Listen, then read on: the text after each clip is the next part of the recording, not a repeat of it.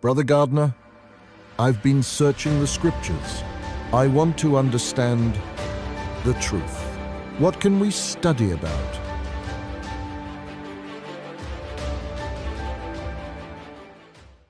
Hello everyone, this is Brother Gardner here. How are you guys doing today? In this study, we're going to be studying about Samson and Delilah, when strength meets temptation. If you're watching for the very first time, once again, thank you very much for clicking this video, and I hope that you'll be blessed by the end of this video, and that if you want to see more of these studies, make sure you like this video, subscribe, click on the notification bell for future content, and comment down below about this related topic. So without further ado, let's begin. Well, it's a very sad and interesting story about how a man chosen by God to represent since the Israelites or Nazarites, and they were fighting against the Philistines for probably over 4 decades. You know, if you think about it, it's a very, very long time, and you need someone that could represent the Lord. And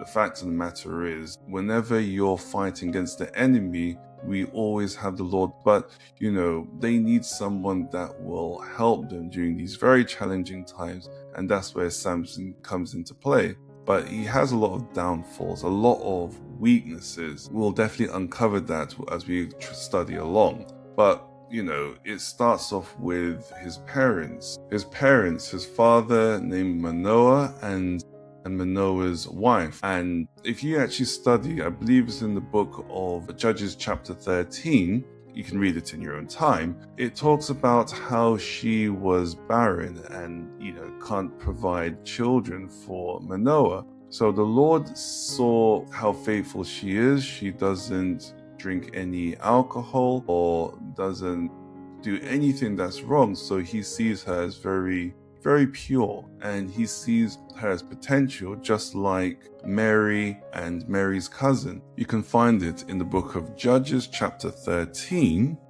verses 2 to 7, and it reads, "And there was a certain man of Zorah, of the family of the Danites, whose name was Manoah, and his wife was barren and bare not. And the angel of the Lord appeared unto the woman, and said unto her, Behold, now thou art barren, and bearest not, but thou shalt conceive, and bear a son. Now therefore beware, I pray thee, and drink not wine, nor strong drink, and eat not any unclean thing. For lo, thou shalt conceive and bear a son, and no razor shall come on his head. For the child shall be a Nazarite unto God from the womb, and he shall begin to deliver Israel out of the hand of the Philistine. And the woman came and told her husband, saying, A man of God came unto me, and his countenance was like the countenance of an angel of God, very terrible. But I asked him not whence he was, neither told he me his name. But he said unto me, Behold, thou shalt conceive and bear a son, and now drink no wine nor strong drink, neither eat any unclean thing, for the child shall be a Nazarite to God from the womb to the day of his death." So you can imagine, she could have been very concerned, very scared, but at the same time excited that she was going to bear a son. They didn't know how it was going to happen, but as we all know, nothing is too impossible for the Lord. So, she definitely received those promises that this is what's going to happen, that he will he'll be the forefront of Israel to fight their enemies for over 4 decades. I mean, that's a very long time. So again, as a Nazarite, he has 3 vows. The first one is that he should not have strong drink or wine, because Manoah's wife doesn't drink and so forth. She remains pure, but it's part of the vow so that he will not be led astray by the drinking of wine. according to some scriptures about alcohol, and that's found in the book of Proverbs chapter 20 verse 1, and it reads, wine is a mocker, strong drink is raging, and whosoever is deceived thereby is not wise. So the Lord insists on Manoah and his wife that the child must not drink for that reason, and he just wants him to have a clear head and that he remains focused on the mission. The second vow, avoid contact with deadly bodies, or just avoid unclean meat. We'll definitely get to that. But the third and final one is avoid cutting the hair. His long hair symbolizes his dedication to God, not the source of his power. So his parents, Samson's parents, really kept these vows into their hearts, and they're hoping that their son will do the same thing, because he is set a task to help the Israelites against the Philistines. And this is where his weakness begins. And that weakness is women. Before Delilah, there was another woman that he really likes. Unfortunately, that woman is connected with the Philistines. But what does the Bible say? Let us find out. It's found in the book of Judges chapter 14 verses 1 to 3. And it reads, and Samson went down to Timnah and saw a woman in Timnah of the daughters of the Philistines.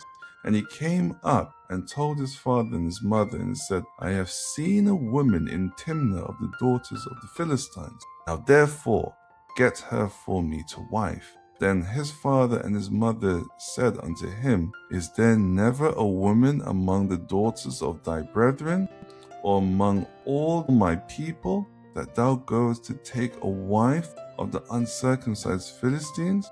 And Samson said unto his father, get her for me, for she pleaseth me well. So as you could see, his weakness is women. He said in verse 3 that his parents said to him that, is there no other women that you could desire in our camp in Israel? Is there nobody in particular? And he says, get the daughter of Timnah for me, for she pleaseth me well. Probably she's very, very beautiful, and it's just something that he likes about her. Probably she has a nice body and stuff like that. It could be anything, but he said that she pleaseth me well. And I kind of, look back in the past, in the 90s, where women that are not Christians, they usually tend to come to church just to find good men in the church, because they believe that if they want to find a good man that they can love and marry, is to go to the church. And I probably feel that the non-Christian men will do the same thing, find women in the church so that they will have a good relationship, and knowing that Christian people are good people at the time in the 90s. This fast forward to now, there's no point, because all guys or all women are all same. We just need to stick to our boundaries and represent the Lord. But some that are perfect, some of them are not.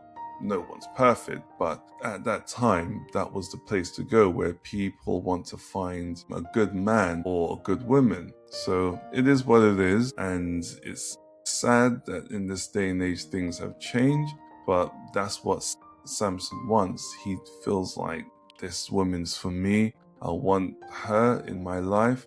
I want to spend the rest of my life with her. So, and as he said, she pleaseth me well. But the problem is, she's part of the Philistines, and that the Philistines and the Israelites don't come hand in hand. They're enemies. So this is a problem, a very, very big problem indeed. Let's look into verse 10. So his father went down unto the woman, and Samson made there a feast, for so used the young men to do. Let's carry on from verse 11.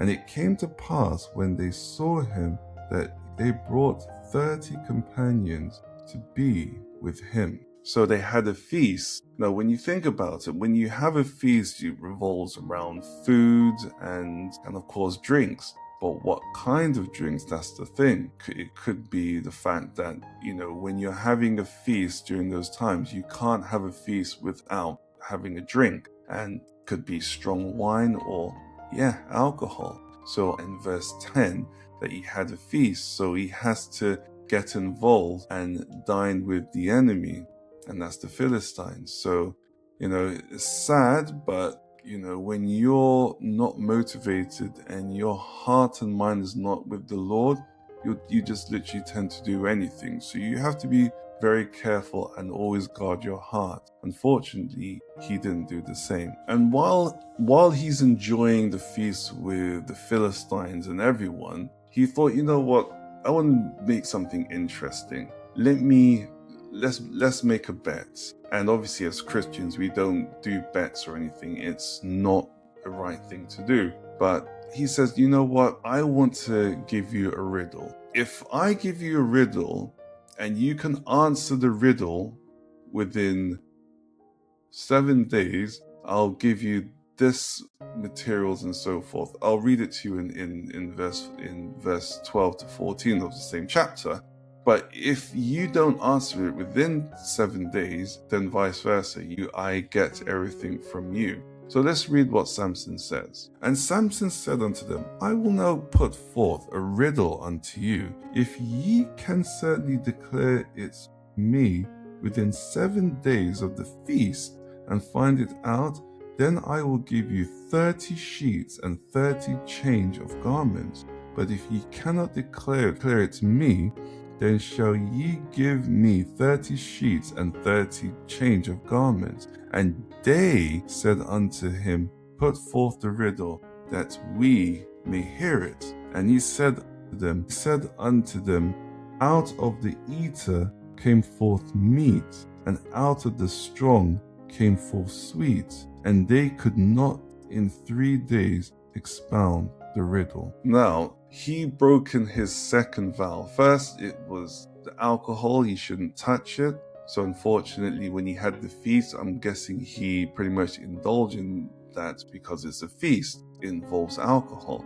The second one is where he actually challenged a lion and killed it. And later along the line, he saw the carcass of that lion. And when he saw the carcass of the lion, he sees honey. He sees bees going around the beast, and there's honey. So for some reason, he was attracted by this appetite, and he dug in to take some honey, and he gave it to his parents. But he didn't tell them where he got it from.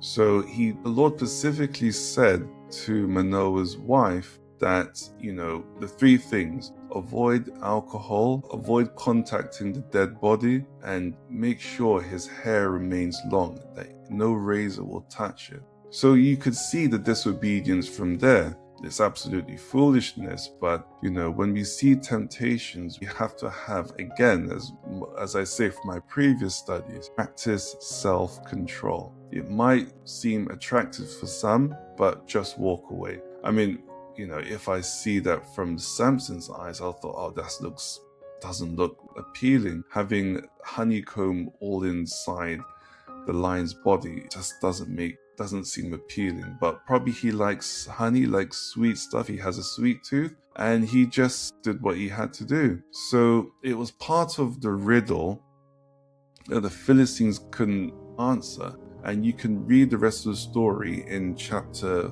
14. The fact of the matter is, they knew that they can't answer the riddle. It's too difficult. They threatened Samson's wife to say that if you don't persuade Samson to tell you the riddle, then we'll cause havoc upon you and your father. We'll burn your properties and so forth. And it's a threat. It's a very scary threat. And she was trying to be very persuasive and say, look, you don't love me. If you loved me, you would be kind enough to show me this and that. And Samson said to her that, look, I haven't told my parents. If I haven't told my parents the riddle, why should I tell you? It's within myself. And days going by, and she's being very forceful, being very persuasive. Like, please just tell me what it is. And Samson is very, very foolish. The thing, he's blinded with love. So when strength meets temptation, she is very beautiful in the sight of him. She might look like, I don't know, like people like Beyonce, Kim Kardashian, and other beautiful women out there in the world. He's like, you know what? I don't want to let her down. I don't want to let her go. Okay, then I'll tell her. But really, he should have known that the Philistines was using her to get to him. And this is why earlier on that the parents were saying, why couldn't you just find anyone from the Israelite camp? Why do you have to get someone from the Philistine? And says she pleaseth me well. But does she really love him? Or she's just, the fact that she's just doing it for the sake of the life of her father and probably her family too. But it's dangerous threats, and she'll do anything to save her family. Unfortunately, Samson gave in. He didn't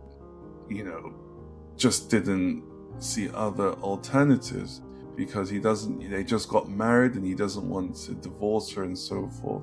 So he said, okay, then this is what it means. So this is what the scripture says in verse 18 to 20.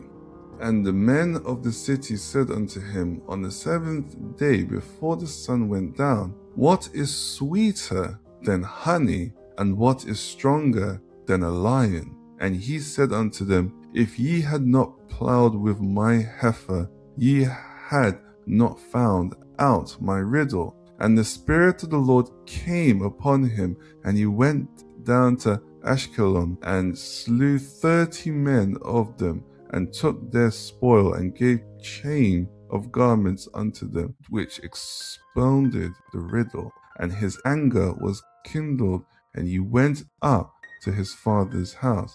And Samson's wife was given to his companion, when he had used as his friend. You see, this is the problem. And the enemy, the Philistines, will now say that, you know what, we really need to take him out. We have to find ways of killing Samson for what he has done. But you know what? Samson put it upon himself. He knew that when they received the answer, he knew that because the fact that you were really annoying my wife, you were threatening her, this is not acceptable. So I'm going to take matters into my own hands.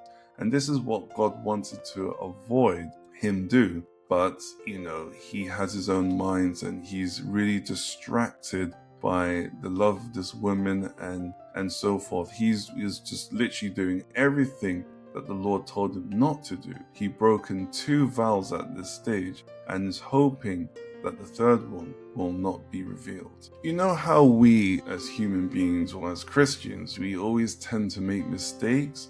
We sin inside to the Lord, and we ask the Lord for forgiveness, and that we move on.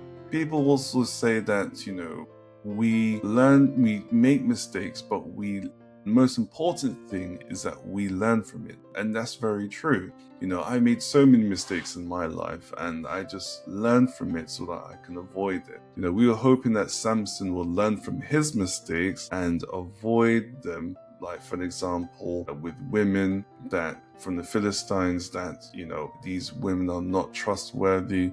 They don't truly love me. So I've learned from my mistake, and I'll probably go to find women from the Israelites. He still hasn't learned. And that's where he found another one that's still related to the Philistines.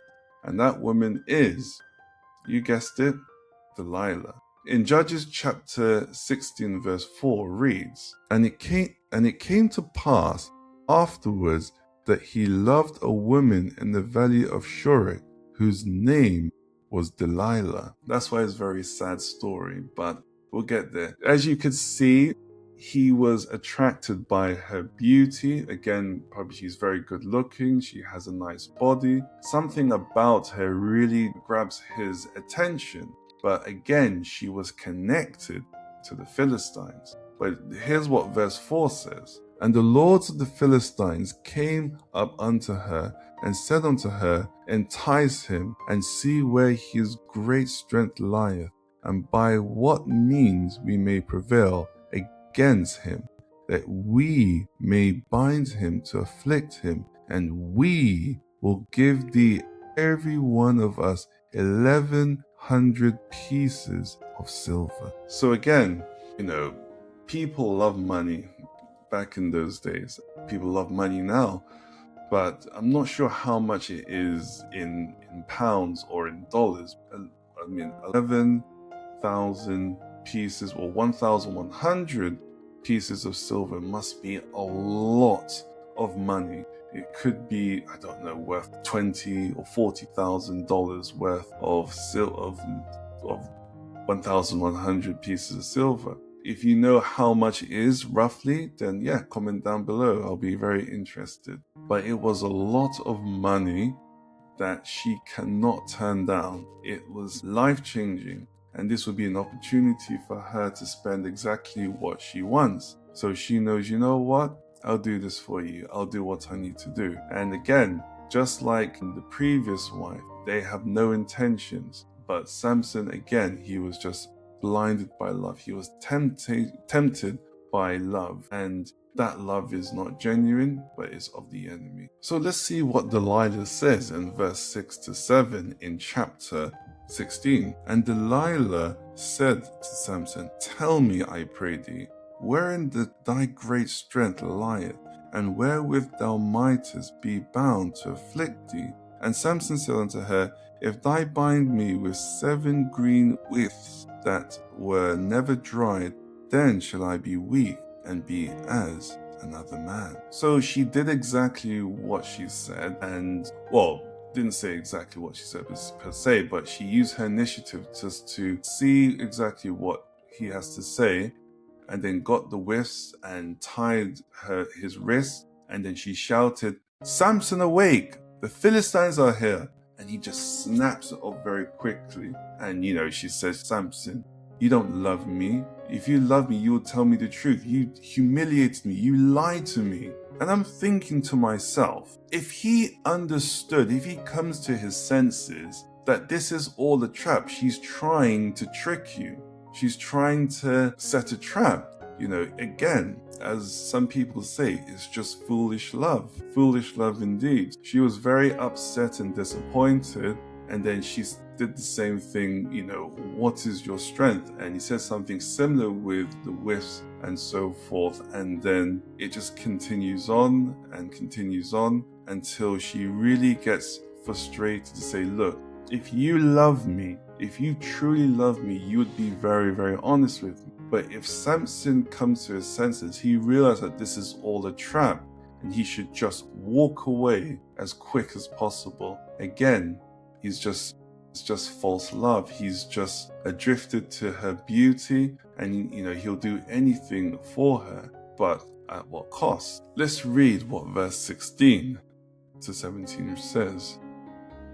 And it came to pass, when she pressed him daily with her words, and urged him so that his soul was vexed unto death, he told her all his heart, and said unto her, There hath not come a razor upon mine head, for I have been a Nazarite unto God from my mother's womb. If I be shaven, then my strength will go from me, and I shall become weak and be like any other.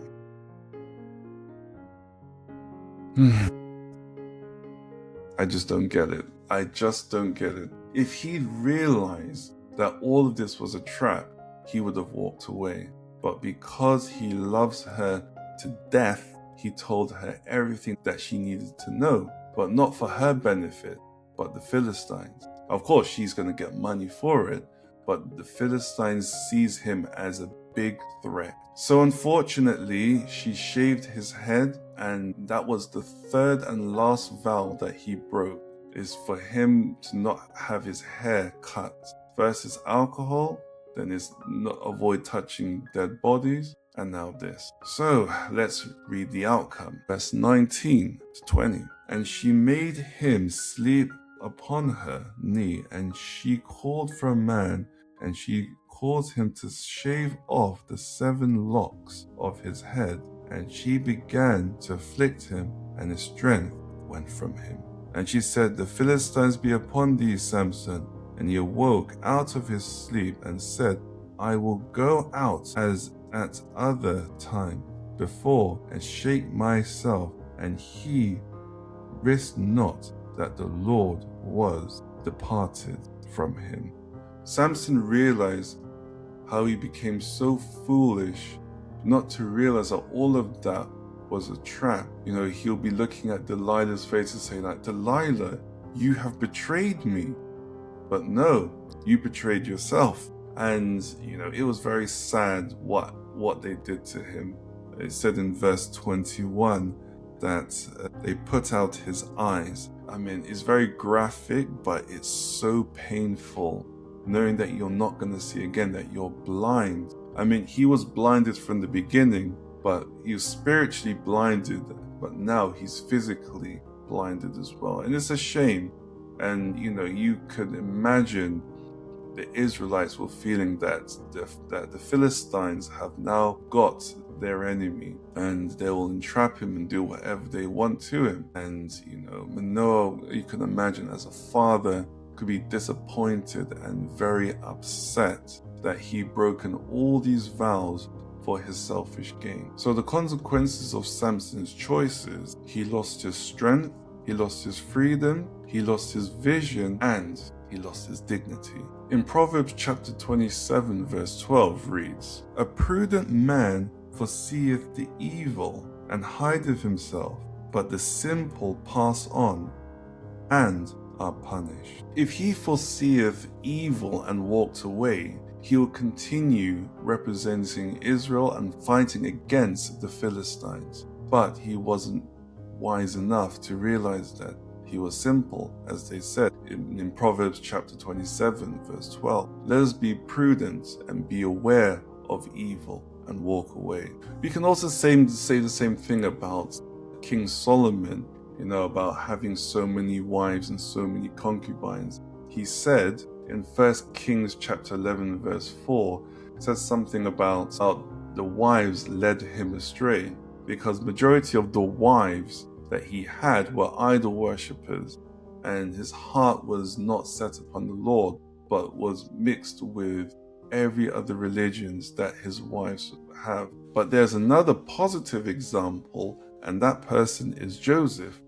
Joseph had the opportunity, well, not a good opportunity, but he was almost trapped from Potiphar's wife. Potiphar's wife sees him very handsome, young, and he just senses the opportunity that, Potiphar doesn't satisfy or please her. She's just interested in his wealth and everything. She wants physical pleasure. She thought to herself, this is an opportunity. Potiphar's gone away, no one's around. I can use this opportunity to get to know Joseph fully, and then I can use this opportunity to sleep with him, because I know that young men like him will please me. But Joseph is not like that. Joseph respects Potiphar, and he respects the fact that he gave him this opportunity to really look over his affairs, especially his wife, and he knows that sleeping with her is abomination in the sight of the Lord. He doesn't want to do it because he respects his master and he respects the Lord. He doesn't want to sin against God, and his priorities is right, and therefore I respect him for that. And he ran away with her taking his coat, and of course spread false accusations against him, and he was in prison for a very long time for a crime he never committed. And as we know the story, he did well at the end, and the Lord really blessed him. Back to Samson. what's happened to Samson? So as you could see, the Philistines had a feast and they were worshipping their idols and so forth, just to say that we have gained the victory over our enemies. And one of them says, or the kings or people in higher positions said, you know what, let us bring out Samson, just mock him and just put him into these pillars so that he can see his strength, even though he doesn't have anything, as the Lord has left him. He felt very awkward. He was blind. He didn't know what was going on. It was very sad. It was very sad to see this state, and he began to realize that he's been a fool, he's made his mistakes, and there's nothing he can do. But the only thing he did, he prayed. Verse 28 says, "And Samson called unto the Lord and said, O Lord God, remember me, I pray thee, and strengthen me, I pray thee, only this once, O God, that I may be at once avenged of the Philistines for my 2 eyes." And also in verse 30, "And Samson said, Let me die with the Philistines. And he bowed himself with all his might, and the house fell upon the Lord and upon all the people that were therein. So the dead which he slew at his death were more than they which he slew in his life." Wow. So he was saying to the Lord, just give me strength. Just one last time, Lord, remember me. That was a faithful prayer. He prayed and he was humbled for the very first time. And the Lord answered his prayer. He said that, let me die with them, for all that they have caused. And the Lord gave him the strength to push the pillars down and killed a lot of Philistines. And it said in verse 30, "So the dead which he slew at his death were more than they which he slew in his life." Verse 31 at the end, I won't read it.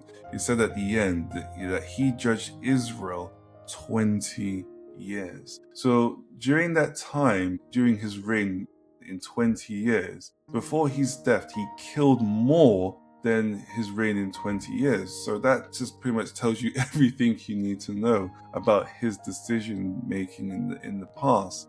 He could have been a mighty warrior. Temptation and bad decisions really, and women that led him astray, caused his downfall. But the Lord heard his prayer for the last time. So here are some life applications regarding this study. The first one is, not every relationship is God's will. Whenever you go into a relationship, the most important thing is pray. If their intentions are not right, it's very important to walk away early before avoiding getting hurt mentally and spiritually. Because if you don't learn to walk away, it makes temptation stronger if you continue delaying your decision. Just walk away and don't look back. Just like with Lot and his family.